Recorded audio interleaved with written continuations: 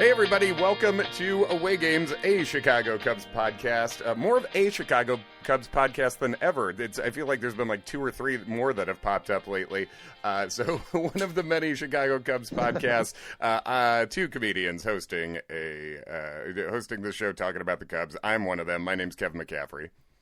I'm the other one. I'm Adam Mamawala. How many new podcasts are sprouting up? There's at least 2, I think. Okay. Our friend Sarah Sanchez. Yep. Friend of the show, so that's cool. That's approved. And then I think we're going to meet her broadcast partner in St. Louis as well. Like we might be seeing both of them in St. Louis. And then we are also, and then Brett Taylor of Bleacher Nation, I believe, has started doing stuff for the Atlantic, like on on that podcast. Like they have a podcast going on. But they haven't had as many as us, so straight up quantity, we're still beating the Athletic. Hell yeah. Yeah, so there we go. Put that on the res. Yeah, man, we had a pretty active Cubs week, you and I.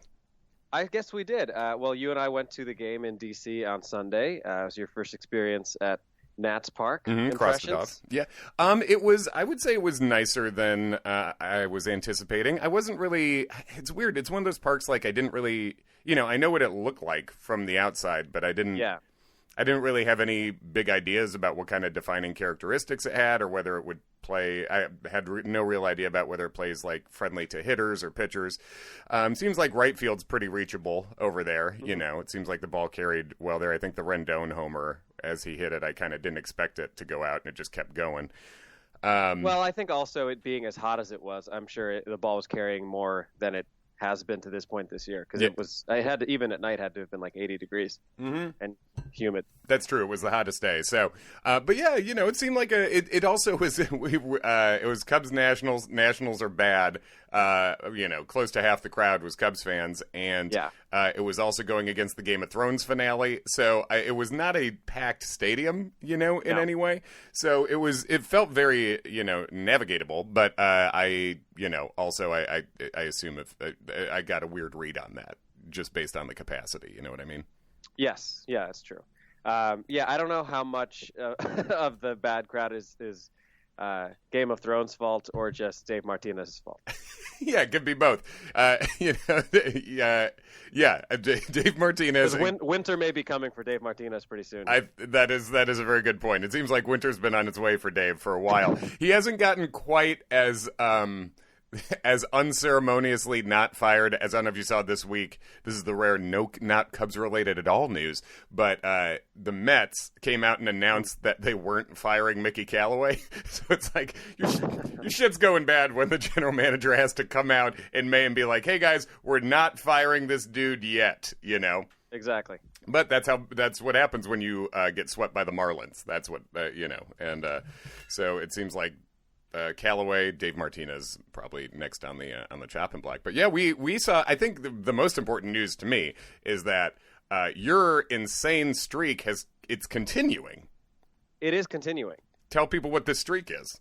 Well, going back to actually, it's bookended now by games at Nats Park. In 2017, I was at that crazy game 5 of the NLDS that the Cubs won and broke Wade Davis forever. Mm-hmm. And that began a streak of now 11 consecutive wins in person. Because I was trying to track it back. I think whatever game I saw before that in 2017 was a loss. I'll have to make sure. So it's at least 11. Right. But from memory, I saw that win at the end of 2017. I was 9-0 at regular season games last year, which is self-explanatory because the Cubs did not win a non-regular season game. Yep. And then won this one, or the Cubs won this one that we were at on Sunday. So that's now 11 in a row. But we are going to St. Louis in a couple weeks, and we'll probably be at 3 games. So that would be a tall order for me to keep the streak alive for the Cubs to sweep a road series in St. Louis. If you can keep the streak to 14, it would be a very significant, some very significant baseball news for the Cubs sweeping in St. Louis. God, I mean, I'll be not wildly disappointed as long as we just don't get swept, Right. Like, if 1 and 2, I would be like, but, I would be fine with that. 2 and 1, you're thrilled. A sweep in St. Louis would just be, beyond the baseball goodness of it, would just feeling feeling a St. Louis crowd up close being that bleak about things would really be a gift. It would be a real mitzvah, and I actually had a dream last night that I was checking a Cubs score on my phone, and the Cubs beat the Brewers 30-2. So if we could have a game like that in St. Louis, that would be just beautiful. I love that your dream was both so insane as to put 30 on the board. Was like, the Brewers scratched across a couple late. It was it wasn't your dream. Couple garbage time runs. Yeah, your dream to go full shutout. Your dream's like, Chatwood gave up one, Kinsler gave up one. It's not a big deal. It wasn't important, but what a dream. So that was good. So we saw that win, and that win was after, even more impressive because it was after a Cubs loss and after your boys, John Lester, Anthony Rizzo. I just saw that. Kyle Schwarber and Albert Almora partied at like a brew house of some sort. And then went to Mickey D's. Then went to McDonald's. God dang, man! I wish we were at that McDonald's. What a Dude, time! Could you imagine if we just happened to be like drunk in Washington D.C. and then 4 of our favorite players just walked into a McDonald's at 3 in the morning? I mean, I can fully imagine the first half of that, and then the second half, the players walking in. Because I've wandered around drunk plenty of places. The only times I've been in DC before this, but it would take me a beat to be like, oh man, am I that kind of drunk? Where I'm just like, I'm just imagining stuff now. Yeah, I've only ever seen athletes just like actively walking around in Atlantic City and Vegas, but it kind of makes sense there. That's a good weird. I like just seeing athletes in the wild. I'm trying to think what time. Vegas is the first one I can think of.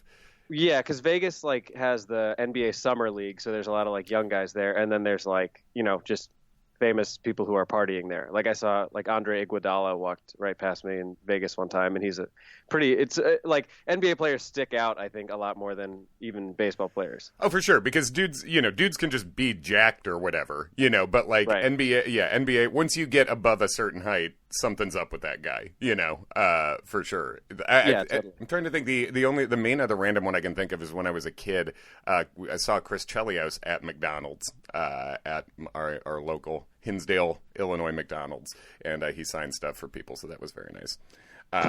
But yeah, and all those dudes who went out partying after a loss, as TMZ Sports put it, everyone had a good day.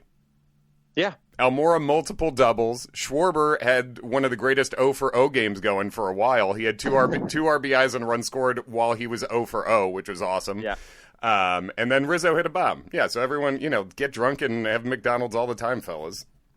Yeah, and before TMZ wants to judge, is it that rare for people to go out and drink after they had a bad day at work? Yeah, right. That is what a lot of people do. Sometimes I'm drinking during the bad day at work. That's a perk we get to as comics. You can, and so too were the Red Sox that season. That's true. And Whatever that was. And Lester was there for that. So we got a common thread. That's pretty solid. the chicken and beer Red Sox. Hell yeah, I know that. They always talk about that story. As like, oh man, how crazy things got with the chicken and the beer, and even not trying to just play into my own drunk brand, but I'm like, is that bad? Is that, I'm always like, It doesn't seem that bad. It's like, as far as baseball goes, yeah, so that's eventful weekend in Washington, and taking that series is great. I guess the Cubs lost the Red Series last week. So and that was a frustrating one, specifically because one of those losses was a very winnable game where the Cubs were up, I think, in the 8th, and then CJ gave up a big home run to tie the game. The Puig walked it off with a double, what would have been a double, but was a single for walk-off purposes. Mm-hmm. I think he bat flipped I assume he bat flipped it, right? It was a pretty good bat flip. Yeah. It wasn't aggressive, but it was casual and stylish, I would say. But you know what? I'd rather be walked off by Puig than like Jesse Winker or some like scrub. Yeah, I would. In a regular season game that's not like ending the season, if you're going to get walked off by someone, Puig's pretty close to the top of my list, actually, just because he's kind of fun and he'll do something weird, I got no beef with Puig, but yeah, and then I guess we bookended since our last podcast last Wednesday. We've it was the week of walk-offs before, so that was all wonderful. And then we've bookended this week.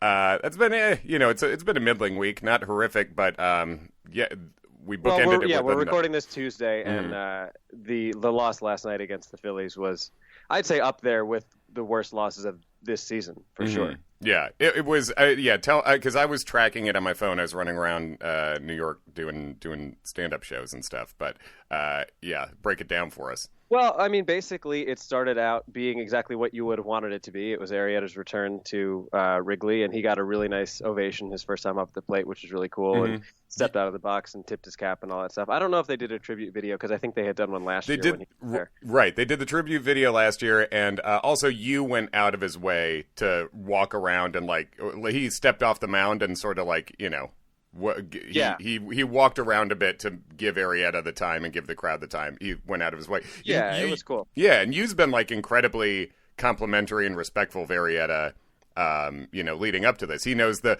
weirdness, as you pointed out last week, that it was going to be Arrieta versus you, basically the choice the Cubs had in free agency.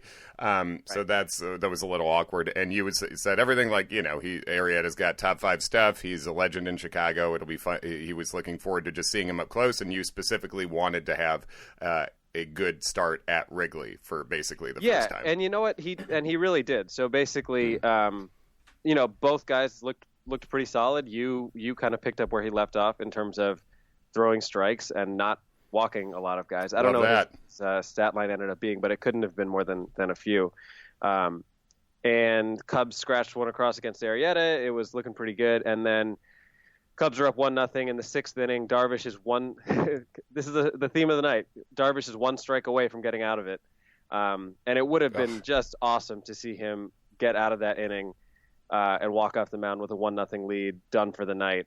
That's the kind of thing where when Joe says, I want to get him out of there feeling good, that's a real opportunity to do that when he's already thrown 90-plus pitches and it's reasonable for him to be done for the night. Right. And it did not turn out that way. There was a close double play that was not turned that, unfortunately, because Baez was not starting, Russell just does not even to shit on Russell as a person, which we will gladly do, but he just does not have the arm at all that is anywhere near Baez. So that ended up being what would have been a double play.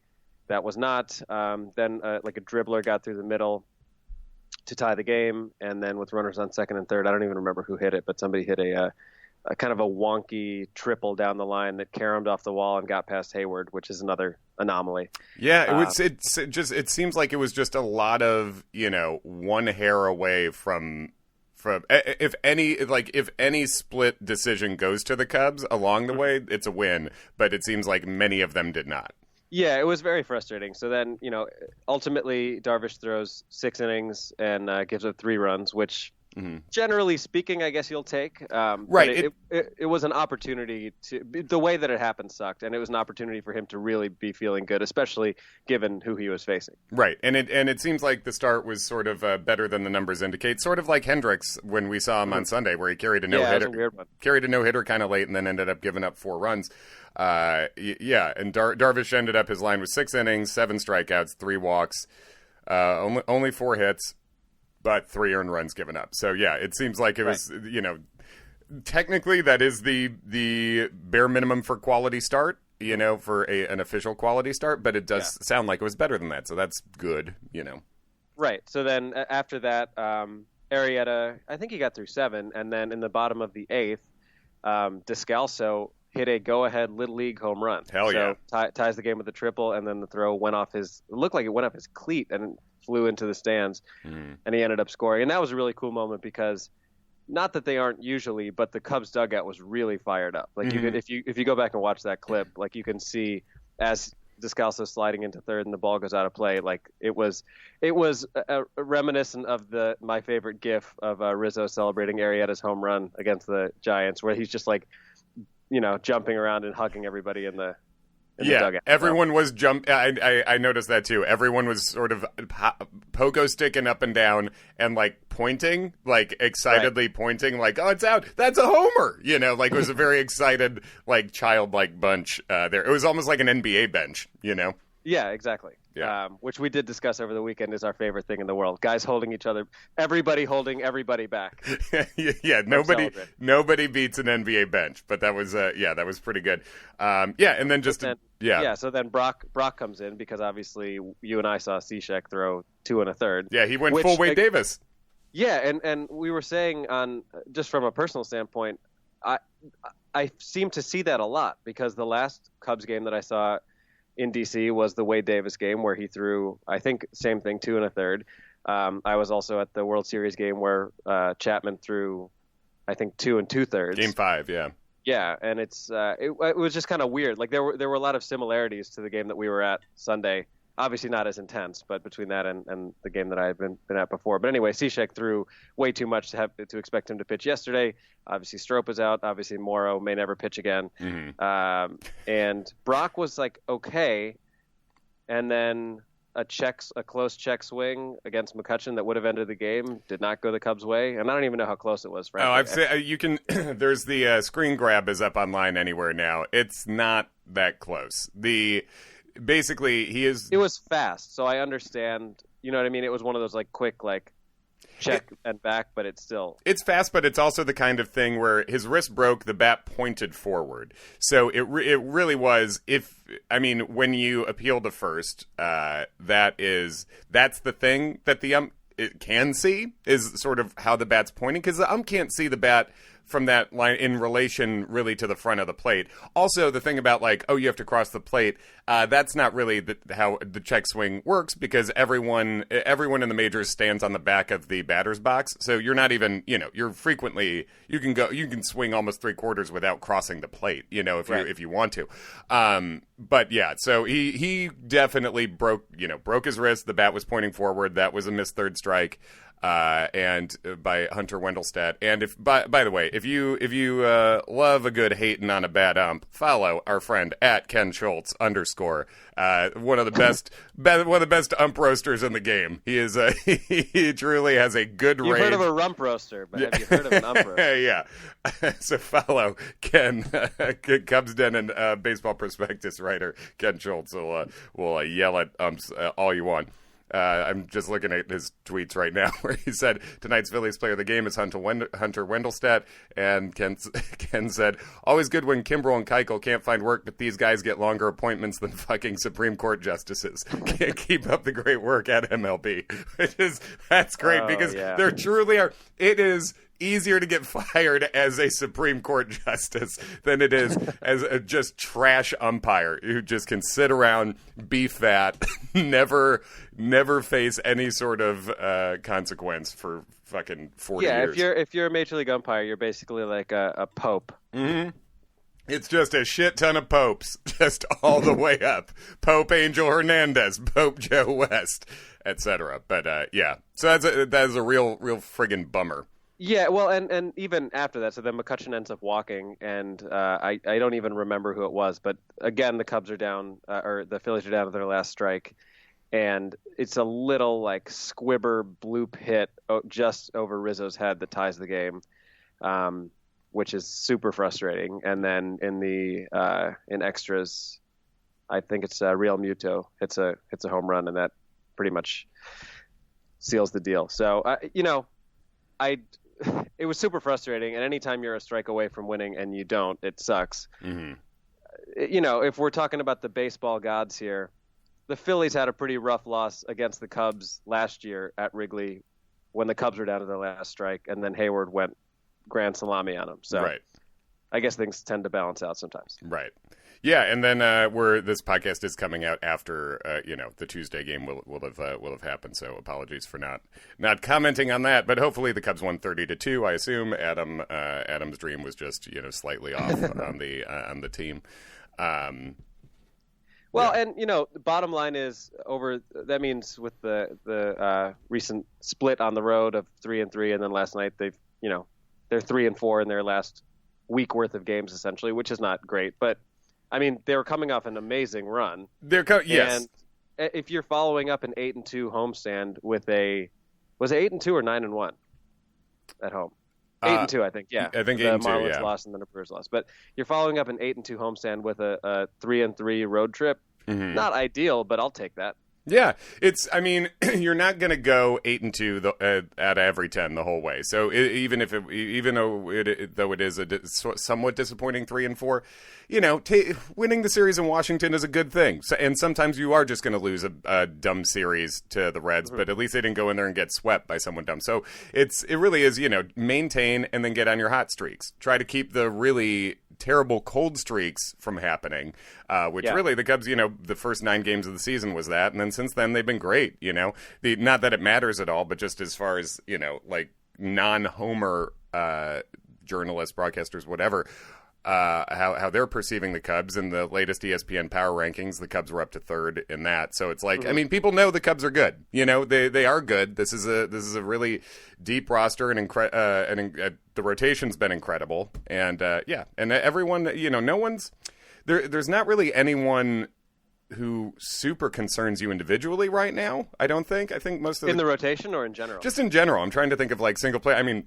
besides, Ben Zobrist and whatever he's dealing with, I mean, we know what he's dealing with, obviously, but, besides that, everyone's pretty close to, Well, yeah, and obviously we were at the game on Sunday where Javi looked like he was hurt perhaps more seriously than it ended up being, and that truly would have been an awful thing to be at with me being there in my El Mago Players Weekend jersey. Yes, which I never would have worn again had he broken his ankle. Or something. If it was cursed, the old the wedding singer, take off the band shirt before they break up. Don't curse it. Yeah, exactly.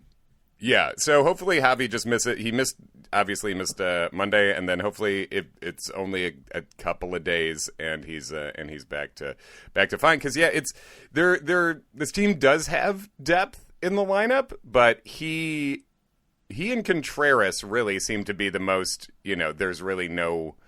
If either of them is gone, it is a significant drop off to the next thing.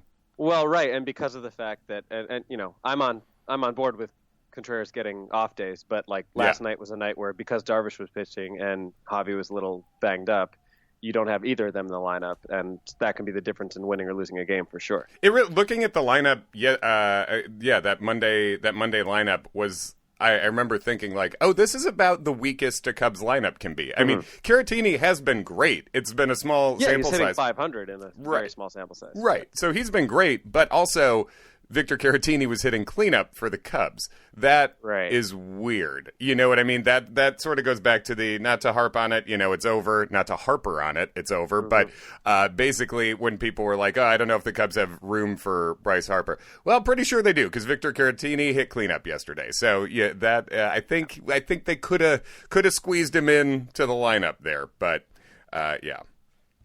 Right. Well, and I think we haven't even mentioned yet the KB game on Friday. And I think that if you're looking at anything over the past week that's like the best thing that's happened since we last spoke, it's got to be that. The KB 3 home run game, and he homered in the 7th, 8th, and 9th. So that's a hell of a day. Well, to even have at bats in the 7th, 8th, and 9th seems unlikely. So yeah, the Cubs offense just really went off, leading right up to your birthday. Happy birthday, Adam! Oh, thank you. me and my buddy Randy Rosario. You and Randy Rosario, we found that out too. That your inextricably linked forever. You visited the man's house. You share in the same birthday. That's great. But that was that big 3 homer game, and holy shit, Chris Bryant has been on an incredible tear for the past week and a half. So it's like, God, if he's back, we're looking at the just up and down the Cubs lineup. The thing is, it really is. It seemed, and knock on wood, obviously, but as good as everyone is playing in this lineup right now, when it is a healthy lineup, it is relentless. I mean, it is right now. The guys 2 through 5 in your ideal lineup, everyone has 11 homers. Everyone's working long at bats, taking walks. Kyle Schwarber leadoff 2.0 is actually going fine. Kyle seems to be coming around a bit, Yeah, absolutely. And I think even in the game that we were at on Sunday, seeing his approach, like to see him go to left center with any regularity, I think is a really encouraging thing. And we said the same about Hayward. I think like when you have guys like that who are dudes who typically like roll over the ball, to see them go the other way is always an encouraging thing. Yeah, and Schwarber, in terms of like if you're going to take a real micro look at anything this week, the 3 homer Bryant game, of course, but then Kyle Schwarber had that 13 pitch at bat and then basically just drove a homer the opposite way. with a two-strike swing after fighting off pitch after pitch. And that is awesome to see because, Kyle does have a lot of, swing and miss in his game. And watching him really sort of cut down, and it wasn't a full Rizzo two-strike swing, but it wasn't that far off. And just watching that he doesn't need, sort of like Javi, he doesn't need to pull the ball to get it over that fence. So that was awesome. I love the old two-strike B-hack home run. Love it. Yeah, and Schwarber is a guy like Rizzo who's just burly and strong enough to do that, so that was great to see. Well, they're both filled with McDonald's. They are both just a couple of Big Macs up there. Big Macs taking big hacks. Yeah, that's that was very good to see. I didn't realize, actually, because I just saw the highlight of the home run. I didn't realize that was the culmination of a 13-pitch at bat. That's pretty impressive. And a bunch of foul balls too. Yeah, just really. I mean, obviously a 13-pitch at bat's a bunch. And of foul was that balls, off of Scherzer or was that off of a reliever? That's a good question. I didn't see that. We were at I was watching video on the phone on and off. We were at our friend, another very funny comedian, Sean Donnelly's birthday. At that point, so I couldn't on the phone. I was unable to see who was victimized by McDonald's Schwarber. But Cool. Any other news going on? Okay, I've got a very specific bit of news. Great. That involves a very obscure player. Good. But as you know, I play in a softball league. I do know that. Monday softball league. It's like a artists league. So yesterday it was us, the comedians, versus a musicians team. Okay. And the pitcher who we were facing was wearing a Cubs hat, and I was wearing my extremely ugly NASCAR-looking gray and black Cubs World Series hat. So we got to talking after the game, and he introduced himself and was, I think a lot of Cubs fans are always trying to feel other people out. Like, are you I think he sensed by the hat that I was wearing, like, a casual Cubs fan is not going to have that ugly hat. Sure, it was beaten up enough to earn this musician's respect. Yeah. Exactly. So anyway, we get to talking, and he was actually the pitcher for the other team. Yeah. And his brother is former Cubs reliever and White Sox reliever Neil Kotz. Oh, shit. Yeah, I'm sure you remember him. Lefty Neil Kotz. Absolutely, Neil Kotz. Yeah. That's funny. His brother just plays in bands and is out here in New York. I guess softball? So, unless he's not actually a musician. Sometimes there are like randos who are on these teams. Like there's plenty of people on our comedians team that are not comedians, but right. In any case, yeah, pretty good softball pitcher. Probably not as good of a pitcher as his brother. I would imagine so, but I am happy to hear that Neil Kotz's brother is pitching in the softball league. Exactly. He seemed like a very nice man, and he actually was like, "Hey, I don't know if you're interested, but like, I have a ton of Cubs stuff in my house, and my wife keeps telling me to get rid of it. So if you want any of it, like, give me your information."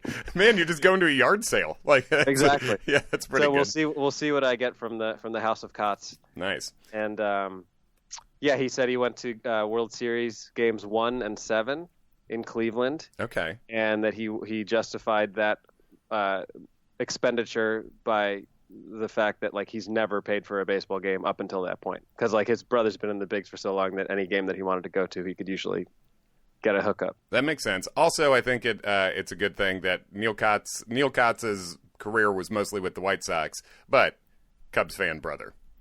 Yeah, and I mean, imagine like if you just were a Cubs fan and then all of a sudden your brother's pitching for the Cubs. That would be pretty incredible. Oh, it'd be insane. Yeah, totally. Also, if my brother was like drafted by the Mariners and played his whole career with you're still a Cubs fan. I don't think you can. I don't think you can break that out. You know what I mean? No, yeah, and that's something I always wonder about players themselves. Mm-hmm. Like if his brother's a Cubs fan, it's likely to assume that Neil Kotz is also a Cubs fan. So I always think that would be interesting, almost like the Jason Kipnis thing, like growing up a huge Cubs fan and then possibly eliminating them from winning a World Series. Right. Yeah, it would be a weird, a weird feeling ultimately.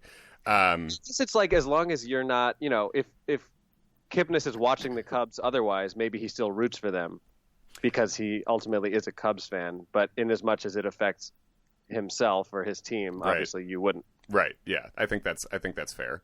The only other thing, really like newsy that I saw was basically Patrick Mooney did a piece about the Cubs supposedly being on schedule for a TV network, and in his headline he said, and writers don't always write usually the editor is responsible for the headline. Usually when people get mad at the writer for the headline, that's not usually the case. But it says, which means the money tree should bloom for 2020, and fucking believe it when I see it on that. But supposedly the TV deal is at least moving forward. So, whatever. Well, yeah, and this is a discussion for another day later in the season, but I don't know who the prominent free agents are next summer anyway. Right. There's not, I mean, it's not like it was this year, basically. And a lot of the guys who were going to be prominent, like Arenado was going to be one of the biggest ones, have been locked up. He's locked up, Trout's locked up, which would have been a couple years, but still, But the Cubs do have plenty of guys to lock up on their own, so that if money frees up in that way, let's do that. Let's extend Javi, let's extend KB if we can. Exactly. Yeah, that would be nice to see. Cool. Anything else? No, I don't think so. Who do we have coming up? So the 3 more against the Phillies, and then there's a weekend series. Is it Pittsburgh this weekend? Who is it? So we've got, basically, it is the Cubs. It's a mostly homestand this week. We got Philadelphia through Thursday, and then Cincinnati comes to town this weekend.